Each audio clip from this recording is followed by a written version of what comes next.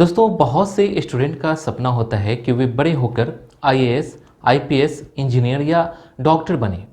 ऐसा ही एक entrance exam है नीट। इसका फुल फॉर्म होता है नेशनल एलिजिबिलिटी एंट्रेंस टेस्ट। इसे हिंदी में राष्ट्रीय पात्रता प्रवेश परीक्षा कहते हैं।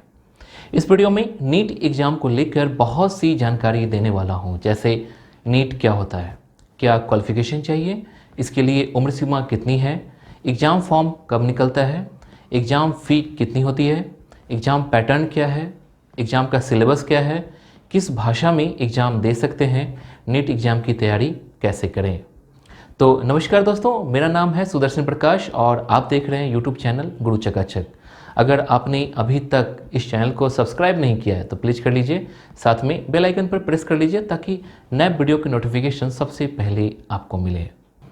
पहला क्वेश्चन होगा, नीट एग्ज़ाम क्या होता है। दोस्तों डॉक्टर बनने के लिए अब सभी को नीट एग्ज़ाम देना होता है। नीट एग्ज़ाम राष्ट्रीय स्तर की प्रवेश परीक्षा है जिसे एनटीए मतलब नेशनल टेस्टिंग एजेंसी के द्वारा आयोजित किया जाता है। इस एग्ज़ाम को पास करने के बाद ही स्टूडेंट को डॉक्टर बनने के लिए मेडिकल कॉलेज में एमबीबीएस मतलब medicine and bachelor of surgery, BDS bachelor of dental surgery और आयुष मतलब आयुर्वेद जैसे कोर्सों में एडमिशन मिलता है। परीक्षा के बाद प्राप्त अंकों की मेरिट लिस्ट जारी की जाती है। काउंसलिंग में कॉलेज का अलॉटमेंट प्राप्त अंकों के आधार पर ही किया जाता है। ये एग्ज़ाम राष्ट्रीय स्तर पर पूरे देश भर में आयोजित की जाती है। अब क्वेश्चन होगा, क्या क्वालिफिकेशन चाहिए। दोस्तों नीट एग्ज़ाम में बैठने के लिए आपको 12th में फिजिक्स, केमिस्ट्री और बायोलॉजी होना कंपलसरी है। मतलब कहने का अर्थ है कि स्टूडेंट का 12th में बायोलॉजी विषय के साथ 50% मार्क्स से पास होना चाहिए। दोस्तों ध्यान रखना कि आर्ट्स और कॉमर्स वाले इस एग्ज़ाम में नहीं बैठ सकते हैं, ठीक है। अब क्वेश्चन होगा, इसके लिए उम्र सीमा कितनी है। दोस्तों नीट एग्ज़ाम वही स्टूडेंट दे सकते हैं जिनकी आयु 17 साल से लेकर 25 साल के बीच हो। इतनी आयु के बीच के स्टूडेंट ही इस एग्ज़ाम में बैठ सकते हैं। आप 25 वर्ष की उम्र तक जितनी बार चाहे इस एग्ज़ाम में बैठ सकते हैं। ये एज आपको कम लग रहा होगा, लेकिन आपको 8 साल का समय मिल रहा है, ये कम नहीं होता। ओके, नेक्स्ट क्वेश्चन होगा, एग्ज़ाम फॉर्म कब निकलता है। ये एग्ज़ाम साल में एक बार आयोजित की जाती है। हो सकता है कि कुछ समय के बाद ये एग्ज़ाम साल में 2 बार आयोजित हो। फिलहाल आप समझिए कि साल में एक बार ही ये एग्ज़ाम होता है। दोस्तों 2019 में इस एग्ज़ाम का नोटिफिकेशन दिसंबर महीने में निकला था, लेकिन कोविड-19 और देशव्यापी लॉकडाउन की वजह से एग्ज़ाम कैंसिल हो गया, जो कि 2021 में इस एग्ज़ाम को होना है। इतना तो आप समझ गए होंगे, ठीक है। अब क्वेश्चन होगा, एग्ज़ाम फ़ी कितनी होती है। दोस्तों एग्ज़ाम फ़ी को 3 कैटेगरी में डिवाइड की गई है। जनरल कैटेगरी के स्टूडेंट को 1500 रुपये लगते हैं। वहीं जनरल इकोनॉमिकली वीकर सेक्शन मतलब ईडब्ल्यूएस और ओबीसी को 1400 रुपये लगते हैं और एससी, एसटी, पीडब्ल्यूडी, ट्रांसजेंडर को 800 रुपये लगते हैं। तो दोस्तों एग्ज़ाम फ़ी के बारे में आपका सारा डाउट क्लियर हो गया होगा। नेक्स्ट है, एग्ज़ाम पैटर्न और सिलेबस क्या है। दोस्तों एग्ज़ाम पैटर्न की बात करें तो इसमें 3 सब्जेक्ट से सवाल पूछे जाते हैं, जो कि फिजिक्स, केमिस्ट्री और बायोलॉजी है। बायोलॉजी में बॉटनी और जूलॉजी से सवाल रहते हैं। सभी क्वेश्चन एमसीक्यू होते हैं, मतलब मल्टी चॉइस क्वेश्चन रहते हैं। 4 ऑप्शन होगा जिसमें से एक ऑप्शन सही होगा। फिजिक्स से 45 क्वेश्चन होते हैं 180 नंबर के।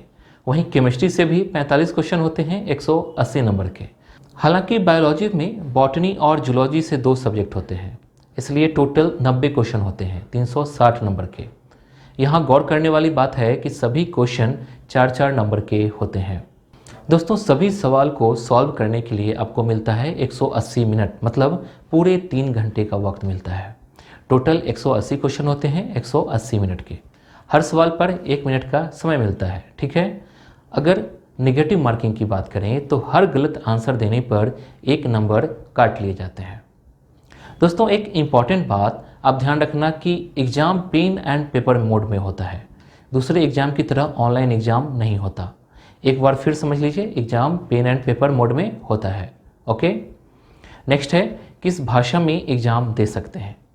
दोस्तों नीट एग्ज़ाम 11 भाषा में होती है।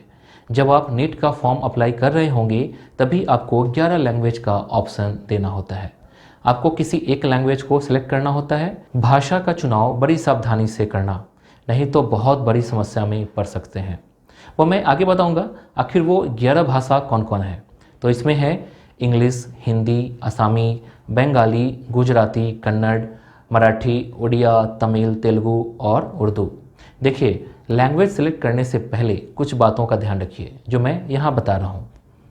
इंग्लिश सेलेक्ट करने वाले कैंडिडेट को केवल इंग्लिश में टेक्स्ट बुक प्रदान किया जाएगा।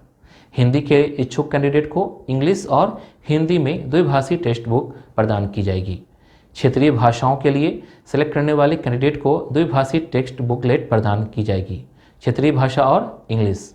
मतलब अगर आप बंगाली, गुजराती या मराठी चूज करते हैं तो आपको साथ में इंग्लिश में भी सवाल मिलेंगे। यहाँ कंफ्यूज मत होना। यहाँ एक बात ध्यान रखना कि हिंदी, इंग्लिश और उर्दू को छोड़कर जितनी भी रीजनल लैंग्वेज हैं उसका एग्ज़ाम सेंटर उसी स्टेट में होगा। अगर कहीं कन्फ्यूजन हो रहा है तो कमेंट कर सवाल ज़रूर पूछिए। ओके, अब जानते हैं नीट एग्ज़ाम की तैयारी कैसे करें। दोस्तों, इस एग्ज़ाम की तैयारी के लिए आपको सबसे पहले प्रिपेयर रहना होगा। आपको सबसे पहले सब्जेक्ट पर फोकस करना चाहिए, जैसे फिजिक्स, केमिस्ट्री और बायोलॉजी। बायोलॉजी के अंतर्गत बॉटनी और जूलॉजी पर ध्यान दीजिए। इसके लिए आपको टाइम टेबल बनाना होगा। नीट की तैयारी के लिए कोचिंग ज्वाइन करने की ज़रूरत लगती है तो ज़रूर ज्वाइन कीजिए। साथ ही आप यूट्यूब से भी इसकी तैयारी कर सकते हैं। तो दोस्तों, इस वीडियो के लिए बस इतना ही। उम्मीद है कि ये वीडियो आपको पसंद आई होगी। पसंद आई तो वीडियो को लाइक कीजिए और साथ ही चैनल को सब्सक्राइब कीजिए। Thank you.